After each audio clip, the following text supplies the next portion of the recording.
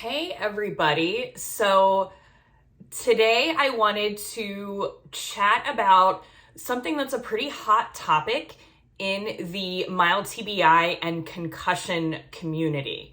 So as we know, a concussion is also considered a mild traumatic brain injury or mild TBI or mTBI. You may see that written, in the literature, medical records, those types of things. And as we know, in order for a TBI to be considered mild, the person has to have a loss of consciousness for no more than 30 minutes or an alteration of consciousness for no more than 24 hours.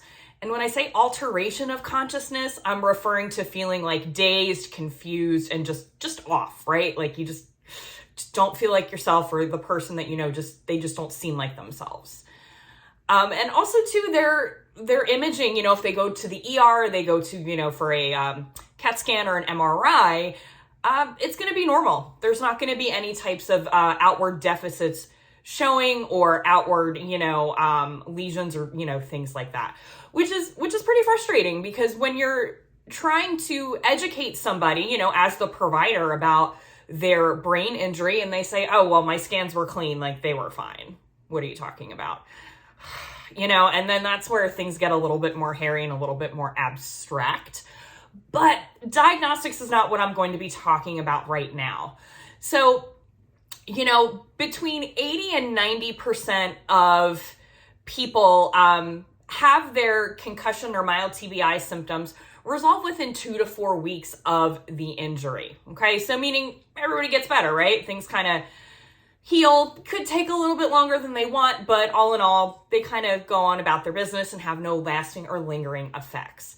However, 10 to 15% of people who experience a mild TBI or concussion, remember, those terms can be used interchangeably, will experience something called a PPCS, or persistent post-concussive syndrome, or it's also known as persistent post-concussive symptoms. Okay, so, but for purposes of what I'm chatting about now, I'm just going to be referring to it as PPCS. And as I said, PPCS usually occurs in about 10 to 15% of the population. And it's kind of debated as to why this happens in some people and not others. So some risk factors could be things like poor early intervention, meaning you have a delay in seeking treatment, meaning you kind of wait. You don't really think it's a big deal and you're like, yeah, I'm fine. But then you don't seek any type of treatment until you're having, these persistent headaches, dizziness, memory challenges, impairments in attention and executive functioning.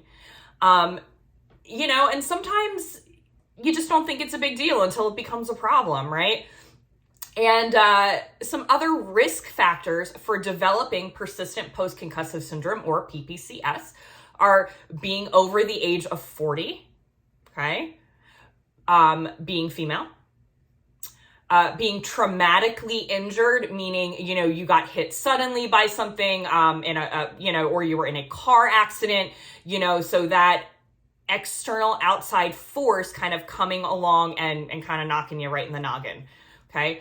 Having a decreased socioeconomic status, having a history of substance abuse, having a history of some type of, mental health challenges or a mental health diagnosis.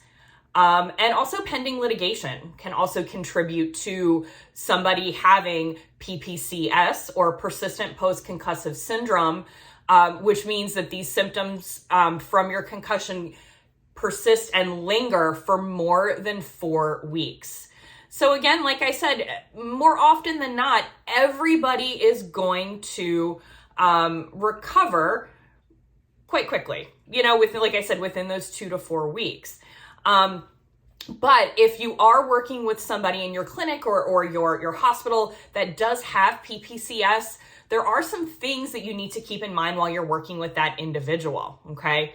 So the treatment needs to be symptom focused, okay? So it just can't be like a general catch-all. It really needs to be tailored to whatever your person is experiencing, okay? It also needs to be based off of a careful diagnosis, right? Which you get from a thorough record review, patient interview, and formal and informal assessments. Okay, so you also need to emphasize being the provider for this person, functional resolution as well as compensatory approaches, meaning you need to set them up to know that this is going to get better and they won't have to do these extra strategies or these extra compensations forever to help them manage these symptoms. Okay. And last but certainly not least, you need to provide an optimistic outlook and a positive expectation of recovery. So you as the provider have to really set the stage for an effective client and provider relationship and therapeutic alliance, which will then help facilitate that expectation of a full recovery. There is no one cookie cutter approach when it comes to treating any type of brain injury, which is something that is very, very frustrating for survivors, providers, family members, and friends alike, right? It's not just us as the clinicians that are frustrated that there's not, more things that work for more people, but if you set the stage for things to look like they're going to get better, that's going to have such a positive impact on your person that you're working with and help them work through, manage, and eventually have those PPCS symptoms resolve. Okay. So again, for more neuro nerd content, please like and subscribe to ARC Seminars YouTube channel, or you can check us out at arcseminars.net, where we've got more neuro nerd information that, you will know what to do with. So again, I am Allison from ARC Seminars. Like and subscribe to our channel for more neuro nerd content and just general great tips on being a great clinician, provider, and facilitating those great therapeutic alliances with the people you're working with.